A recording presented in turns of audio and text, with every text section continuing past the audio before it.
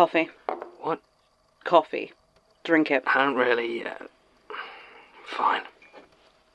You look awful. You tried drinking with Daisy again last She night. was here last night, as you know. Drinking alone, then? It's not a hangover. Well, not... I wasn't drinking. Drugs, then? You sick? Got some weird monster disease? Seriously? We've been over this. You need to tell me stuff. Communication works both ways, you know. Yesterday, I tried something. I deliberately tried to know something, like I did in the coffin, but there was a lot. Too much. And... What did you find out? Nothing. There was too much. You don't remember any of it? You drink the whole contents of a bar in 3 seconds, you don't remember what the Merlot tastes like. It just hurt. Sure. What's that? Statement. You in a condition for it? Yes. Yes. What's this one about? It took me a while to hunt it down again, but you remember Maxwell Rayner? Yes, of course. Your warehouse showdown? Yeah, well, the whole thing kind of stayed with me. I can imagine. Well, there's more history there than we thought. Capital H, history. John Flamsteed? But Sarah, this is from way before the Institute. The first Astronomer Royal. Had the post until his death in 1720. 1719. He died on New Year's Eve. Sorry, I didn't... Can't really help it. Well, either way, he really hated the man who succeeded him. His former assistant, Edmund Halley. As in Halley's Comet, Halley? Yep. And Flamsteed had a... What's the opposite of a pet name? Like a nickname for someone you hate. Well, he had one of them for Halley. Called him Raymer. Raymer? And you think... Names shift over the years. Especially if you're not keen on keeping the same body. Right. Just have a read. Let me know when you're done. You're not staying? Watching you do your thing. No. I suppose I understand.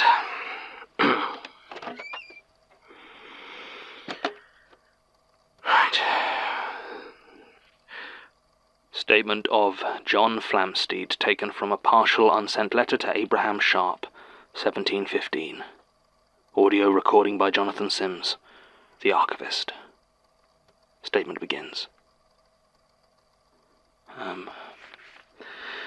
But my affliction in writing to you is of a wholly different character, and were I not well sure of your firm alliance and counsel, I should under no extremity impose it upon you. For I have killed a man, and barely do I have the covering of great passion for it, as I was well within my senses at the time. You are familiar, of course, with my persecutor and tormentor, Edmund Halley, the one so oft descending upon me as Nemesis with her sword to avenge upon my hubris. It was he who, with the president of the Royal Society, Sir Isaac Newton, printed my catalogue of stars without my knowledge, robbing me of the fruits of my labour, turning my triumph to naught but ashes. I have had many a contest with the president, but I harbour little true bitterness toward him. He is a blockish creature of vanity, concerned with his appearance only, and like to fly into an indecent heat and knavish talk at any dispute. He has no reverence for God, and I pity him, the fire that awaits.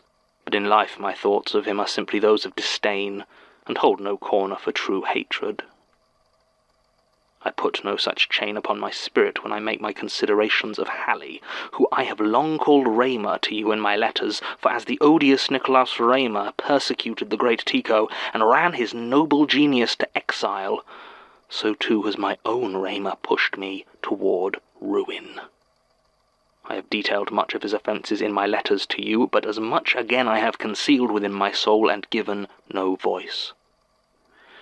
Simply know the robbery of my celestial catalogue was but the least of it. I will admit that in my heart I nurtured such dreams of revenge that when they came to me the name of God felt hollow upon my lips, another dignity stripped from me by mine enemy. Such were the depths of the hatred that I found within myself, that whereupon I would spy Raymer at the Royal Society, if I were unobserved in turn, I would to no deliberate end begin to follow him. Oft it was I would follow his path until my better humours overtook me, or I was seen by my quarry, who would smile and offer his insufferable greeting. So it has been this past year, though I have never had fear he might know my intentions. Yet this month past it has been much changed. Raymer's wanderings, hitherto aimless or meandering through the gardens and pathways of the Royal Society or the coffee shops of Fleet Street, have of late drawn him almost out of London entirely, to a strange and shrouded wood not a league from what might draw the interest of the pompous fool with whose whims I was now so well acquainted. And in that quiet seclusion, while I looked on in silence and astonishment, he would meet with figures, both man and woman alike, with dull clothing, and eyes that in the darkness of that wooded place seemed wholly black and empty. Their words were soft and impenetrable to me from the spot wherein I was concealed, but they had much impact upon Raymer, who oft would stagger backwards as though struck. They led him further through trees of gnarled and twisted woods, where the thick roof of leaves permitted not the light of moon or stars, and there they knelt around a pool so black, if it had been India ink it could scarce have been darker. I held back a cry that threatened to force itself from my lips, for I am not so ignorant as to be blind to the practice of vile pagan exaltation, and I can describe what I saw around that pool as nothing less. And dismiss as you will my words as the shaken memory of a man appalled, but at that awful moment, their cries of worship seemed to form shapes that stirred in the water such as I have never seen in my time upon this earth. I fled, of course, and considered the courses such as I might pursue to relieve myself of this dreadful burden of knowledge. No longer was my concern purely for revenge upon Raymer, but a quite acute terror of the savage rites the practice of which were clearly among my peers. I had not seen with clarity those compatriots alongside whom Raymer had joined in awful raptures, and could not state with confidence that any among the faculty to whom I might make report of his debauchery would not in turn make it known that I was telling such things of Halley, an astronomer of note, whose conduct to all others has been unimpeachable. No, if there was to be a confrontation or action taken against Raymer, it would be I, and I alone, that would have to take it. I know it was the 2nd of May when this took place, for it was no doubt the crowning glory that he had stolen from me that occupied his mind that eve, and caused his steps to quicken and grow careless. Again he traced his path under that dark and hidden wood, and again I followed, quiet in my manner, keen in my observance. I cast around for other figures, but in that moment Raymer was alone. He proceeded then, as before, to the pool of blackest water, and the clear skies of night were lost amongst the leaves. All was quiet as he gazed into that smoothed and liquid darkness. This, I knew, was to be my chance.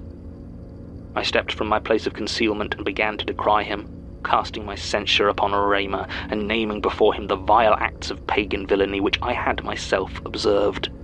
His mute shock was but that of a moment before he let out a noise the likes of which I can scarce describe, and charged towards me, his fingers curled to claws that sought my face and eyes. I wasted no time and drew my small sword, and praised to God who gifted to me foresight to carry it. I struck Raymer a fierce blow to the leg. He fell, still clutching at me, and in a moment cast my sword away into the trees and grabbed at my coat. With a fierce strength never before awakened within me, I gripped the head of my foul adversary and forced it down into the dark pool before us. There I held it, the water so cold upon my skin the marks have yet to fade, and Raymer thrashed and kicked and made such sounds as I have never before heard of the dying. And he was still. I drew him up with the black water still thickly flowing from him. He was dead at my hand, and though I well knew it to be an act of defense and retribution, I felt within me a sudden terror of discovery. I took my sword and returned to hiding in the dense growth of the forest, fearing that should I return upon the path, my passing might be met and marked. Better to wait until I had the surety of unseen passage. And as I waited there, the enormity of my actions settled upon me like lead. and Raymer's dark-eyed compatriots arrived to attend him. Seeing him prostrate and lifeless upon the ground was clearly a shock, and their distress was marked upon them. And yet there seemed no sadness or horror within their passion, but surprise and confusion. And the question they cast between them was that of what was to be done, for it seemed Raymer was vital to a task as yet unfinished. His body was borne up by them and taken away at the time I believed for burial, and when I was certain I was once again alone, I fled, leaving those infernal waters for good and all. And were that the end of my poor story, you may well imagine my confession of such to you, for laying it in writing is an unburdening beyond what I could have foreseen. And yet it was not this that inspired in me the need to write you an account. It was what occurred but 2 days past, for I was in my observatory making my notes and adjustments as my position requires, when I was called upon, not unusually, by the President of the Royal Society. I was astonished at how cordial his conduct seemed, his temper even and his heat steady. But it was not the attitude of the President that robbed my tongue of speech. It was that in his visit he was accompanied by Edmund Halley, my dear Raymer, whose body had gone cold and still in my own cruel hands. He had little to say, it seemed, as the President went over once again some detail of my equipment, and Raymer, who was and is dead, simply watched me in solemn silence. Were it not for his handing books to the President, I should have thought him a shade or a haunt, but his substance was far more than such could ever achieve. At length Mr. Newton took his leave, and Raymer went to follow. Before his departure, an exit that could not come too soon for my nerves, he turned towards me and grasped me firmly by the shoulders.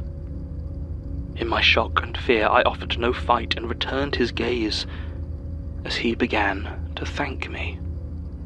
His gratitude was so plain and sincere that I could scarce understand it as he spoke, but he repeated it again and again, thanking me for his life, his freedom. I stared into his eyes, and though they met mine, I saw spreading inside them the darkness and mist. Whether he be blind now, I know not, but those were not the eyes of Edmund Halley, though they were the eyes of my Raymer, the one I couldn't destroy. It is with this at the forefront of my thoughts that I write to you, Abraham. I know you have some small acquaintance with him, and I must warn you, Halley is no longer Halley. He may appear as such, and ape those previous observations of his own and those more skilled, but it is not him. Look into his eyes, and you will know. You will know. Statement ends. Right.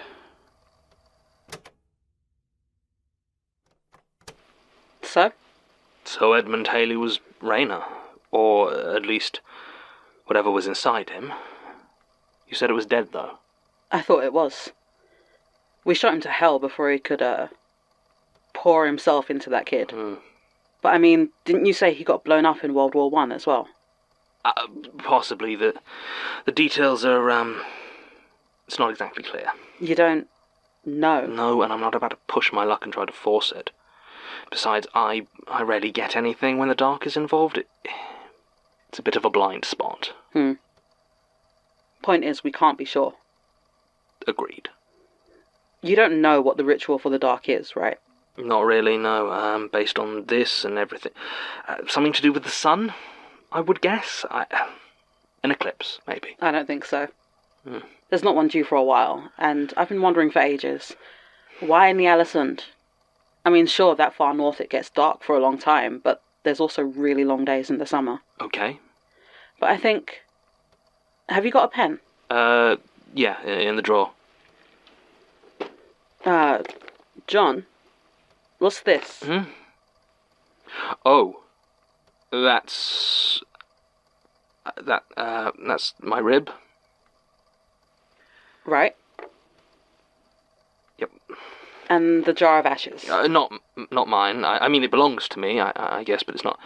Stationery is in the other drawer. Right, thanks. Okay, now look here. Right.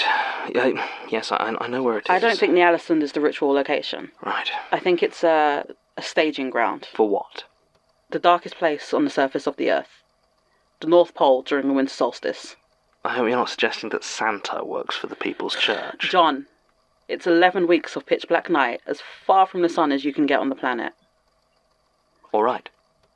So why haven't they done it already? I think they were waiting for Rayner to get his new body. But my sources tell me now that they're gearing up for something. These sources, are they the same ones that sent you to the Australian outback while I was burying myself alive? Their info is normally good. There is one more thing that might convince you. They have an eldritch ball of some sort of manifested dark matter that's going to be the focus of the ritual. I thought you said you couldn't know things about them. I can still read. Actually, you should probably see that stage. You know what? No, later. So what's the plan? I'm getting us passage on a boat heading up there. Right. I bring all the guns from Daisy's old stash. You bring the spooks you used to mess up that delivery guy. Well, that's it. Christ, I thought my plans were half-assed. It's all about when we go. I don't follow. Summer solstice is the 21st of June, so we leave in a fortnight. Should arrive about a week before. No danger of sunset or darkness for a long time. Stands to reason that they'll be at their weakest. I don't know. Is Daisy coming? No. Oh. I just thought... We've talked about it. If the hunt takes her again, we don't know if she's coming back. And neither of us want that. No, of course. And I don't imagine Melanie would be keen to come. She wasn't. Why am I always the last to know about these things? By this point, I just assume the eyeball tells you. That would imply it tells me anything useful. But no, I'm stuck knowing how your Year 8 PE teacher died. Miss Peterson? Pancreatic cancer, if you're interested. I wasn't? No, of course not. All right, so just me and you then. I don't suppose you could get some of the team that helped you take Rayner down last time. Oh yeah, sure. I'll just drop them a message. You know, we've actually got a group chat going called British Cops who love to do extrajudicial spook killings on foreign soil. I'll just see if they're free Saturday. Yes, all right. All right. You're sure about this? No. But if I'm right, this is the best chance we're going to get. And I can't do it alone. Okay then. Let's do it.